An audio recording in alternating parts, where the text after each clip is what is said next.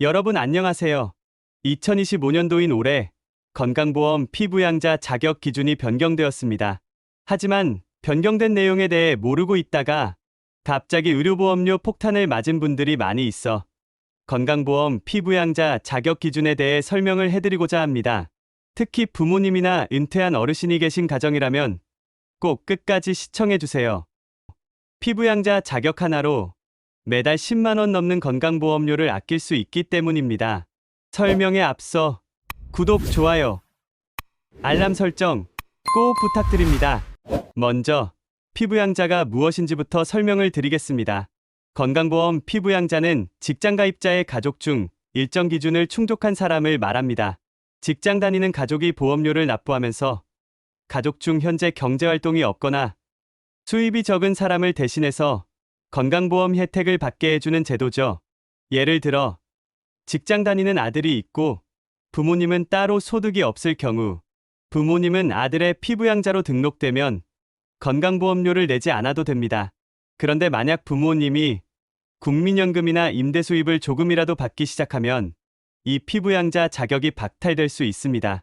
사례를 들어볼까요? 65세 김영자 어르신은 아들 밑에서 피부양자로 생활하셨습니다. 65세가 되면서부터 기다리던 연금이 조금씩 들어오기 시작했죠. 연간 국민연금 수령액은 1200만 원, 매월 100만 원씩 연금을 받기 시작했습니다. 그리고 은행 정기예금 이자로 850만 원의 금융소득이 생겼습니다. 연간 국민연금 수령액 1200만 원과 예금이자 850만 원이 합쳐져 1년간의 총 소득은 2050만 원이 되었죠. 2025년 기준으로 연간 소득이 2천만 원을 넘어가게 되면 피부양자 자격이 상실됩니다.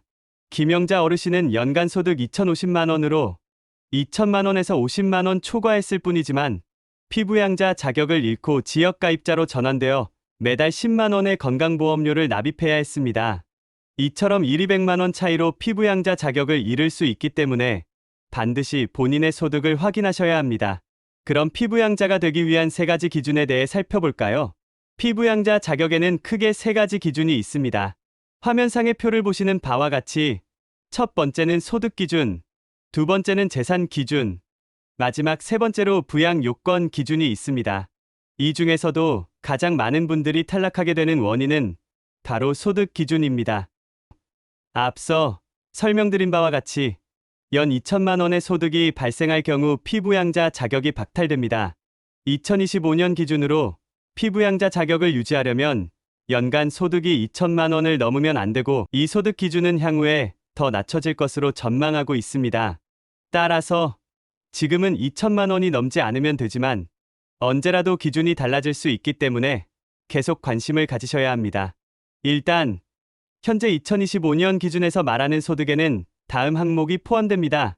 공적연금, 금융소득, 임대소득, 사업소득, 기타 소득 등 5가지의 소득이 모두 합산되어 2천만 원을 넘으면 자격 요건에서 탈락됩니다.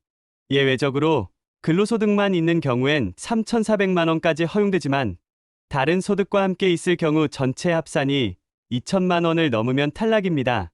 사례를 들어볼게요. 72세 이철수 어르신은 노후 대비로 오피스텔 한 채를 보유하고 월세를 50만 원씩 받고 계십니다. 연간 임대소득 600만 원, 이외에 국민연금으로 연 1,500만 원을 수령하고 있습니다. 합계 2,100만 원, 피부양자 자격 탈락입니다. 임대소득은 단 1원이라도 생기면 무조건 탈락입니다. 또 다른 사례를 보여드릴게요.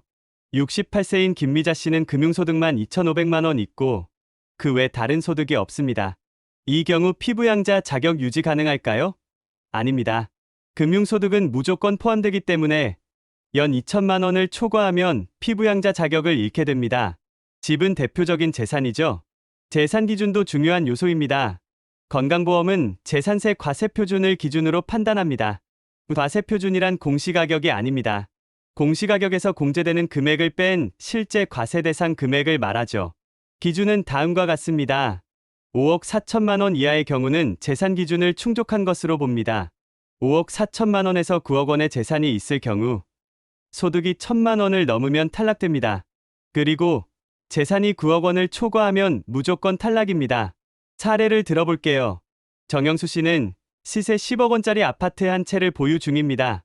공시가격은 8억 원, 과세표준은 5억 8천만 원으로 나옵니다. 소득은 연금으로 800만 원을 수령 중입니다. 이 경우 어떻게 될까요? 과세표준이 5억 4천만 원을 넘은 상태로 소득이 1천만 원 미만이므로 자격은 유지됩니다. 하지만 만약 이분의 연금이 연 1200만 원이었다면 소득이 1000만 원을 넘었기 때문에 탈락입니다. 다음으로 부양 요건인 가족관계와 실질적 부양에 대해 설명해 드릴게요. 단순히 가족이라고 해서 다 피부양자가 되는 건 아닙니다. 직장가입자의 부양을 받는다는 점을 입증해야 하죠. 부양 가능한 관계의 대상은 배우자, 부모, 조부모, 자녀, 손자녀, 형제자매입니다. 부양 입증 방법으로는 같은 세대에 살고 있을 경우 주민등록등본이 필요하고 따로 살고 있는 경우 송금 내역이나 생활비 입증 서류 등이 필요합니다. 사례를 들어볼게요. 고 씨 부부는 서울에 살고 있고 아들 내외는 부산에 거주 중입니다. 어머니는 아들을 통해 피부양자로 등록되어 있는데 같이 살고 있지 않기 때문에 송금 내역과 생활비 사용 내역이 있어야 합니다. 이를 제출하지 못하면 피부양자 등록이 거부될 수 있습니다. 만약 피부양자 자격을 잃게 되면 어떻게 될까요? 혹시라도 자격을 잃게 되면 자동으로 지역가입자로 전환됩니다. 그리고 본인이 직접 매달 건강보험료를 납부해야 하죠. 지역가입자의 보험료는 소득과 재산을 기준으로 산정되며 경우에 따라 매달 7만 원에서 30만 원 이상이 나올 수 있습니다. 65세 박순자 씨는 연금 수령액이 늘어나며 피부양자에서 지역가입자로 전환됐습니다. 시가 6억 원 아파트를 보유 중이며 연간 금융소득 1200만 원이 발생되어 지역가입자로 전환되었습니다. 지역가입자로 전환되자 매달 보험료 11만 원이 부과됐습니다. 이러한 부담을 줄이기 위해 정부는 한시적으로 보험료 감면 제도를 운영하고 있습니다. 그럼 감면 제도를 살펴보겠습니다. 감면은 4년 동안 단계적으로 감면을 해드립니다. 피부양자 자격 박탈로 지역가입자가 된 경우 급격한 보험료 부담을 막기 위해 최대 4년간 단계적 감면 제도를 시행합니다. 1년차는 80% 감면이 되고 2년차는 60% 감면, 3년차는 40% 감면, 4년차는 20%가 감면됩니다. 이 제도는 2026년 8월까지 운영됩니다. 그럼 피부양자 유지를 위해 어떤 전략을 써야 할지 알려드리겠습니다. 첫 번째, 소득 관리를 철저히 해야 합니다. 연간 소득이 2천만 원을 초과하지 않도록 조정해야 하며 금융소득은 분산하거나 비과세 상품으로 가입해야 합니다. 두 번째, 재산은 가족 간 분산하거나 증여 등을 미리 고려해야 합니다. 따라서 과세 표준을 낮추기 위한 방안이 필요합니다. 어렵다면 전문가의 도움을 받으세요. 세 번째, 부양관계를 명확히 증명할 수 있도록 미리 준비를 해놓으셔야 합니다. 송금 내역이나 생활비 등의 지출을 기록하고 정리해 두셔야 합니다. 한 어르신은 노후 대비로 적금의 이자만 2,300만 원이었는데 이 금액을 분할 예치하고 일부는 비과세 금융상품으로 전환하여 소득 기준 이하로 조정했습니다. 이러한 방법으로 피부양자 자격을 지킬 수 있었습니다. 지금까지 알려드린 내용을 바탕으로 자주 들어오는 질문에 대해 정리해 드리겠습니다. 질문 첫 번째로 국민연금만 받아도 탈락하나요? 아니요. 연간 2천만 원을 초과하면 탈락합니다. 높은 연금을 수령하게 되면 연금만으로도 초과할 수 있습니다. 질문 두 번째. 금융소득이 2천만 원 이하인데도 탈락됐어요. 왜죠? 금융소득만 보는 게 아니고 다른 소득과 합산해서 판단합니다. 예를 들어 금융소득 1,800만 원이 있고 부수입으로 강의료 300만 원이 있을 경우 합산소득이 2,100만 원이 되어 탈락되게 됩니다. 세 번째 질문. 임대소득은 무조건 탈락인가요? 네. 1원이라도 발생하면 탈락입니다. 네 번째 질문. 자녀 밑으로 등록하려면 같은 주소여야 하나요? 아닙니다. 다른 주소여도 가능하지만 실질적 부양을 증명해야 합니다. 다섯 번째 질문.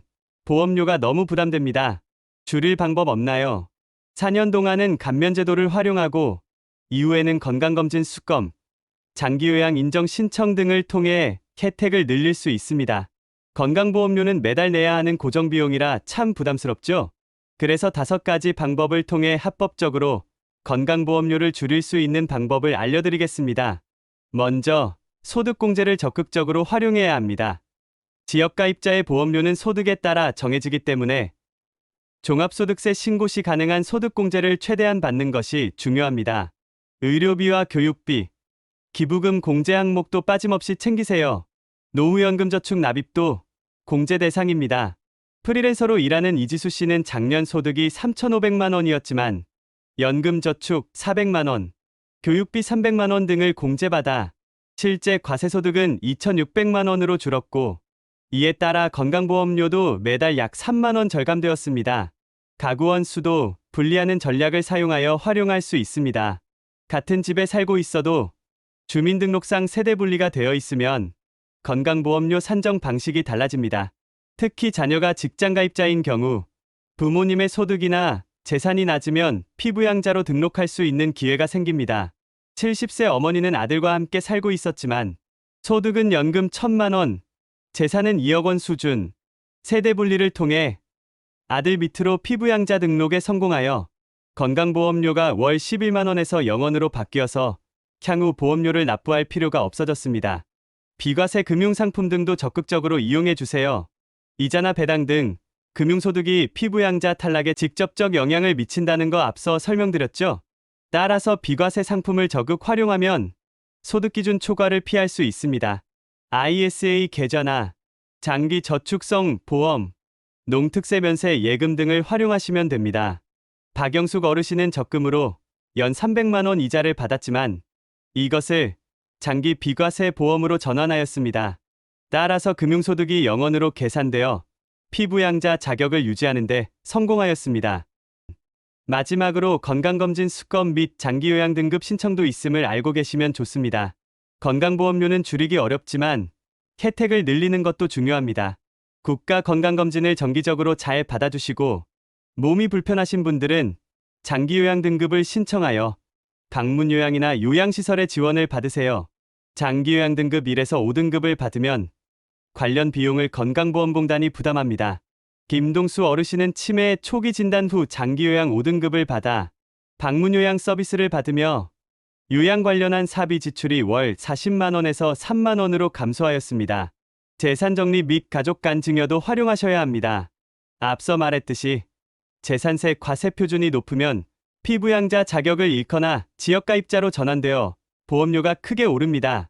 부동산은 증여나 지분 분할을 통해 과세 표준을 낮출 수 있습니다. 연로하신 부모 명의의 부동산이 많다면 미리 정리 전략을 세워야 합니다. 이호성 씨 부부는 부모님 명의로 되어 있던 지방 임야를 아들 명의로 증여한 뒤 재산세 기준이 5억 8천에서 4억 7천으로 낮아지며 부모님의 건강보험료가 월 19만 원에서 9만 원으로 감소되는 효과를 가져왔습니다. 여기까지 건강보험 피부양자 자격과 함께 건강보험료 폭탄을 맞을 수 있는 항목에 대해 살펴보았습니다. 더 자세한 절세 전략과 활용하는 방법에 대해 앞으로 하나씩 다뤄드릴 테니 꼭 구독과 알람 설정 부탁드립니다. 여러분의 노후가 조금 더 가볍고 건강하길 응원하겠습니다. 더 도움이 되는 내용으로 찾아뵐게요. 감사합니다.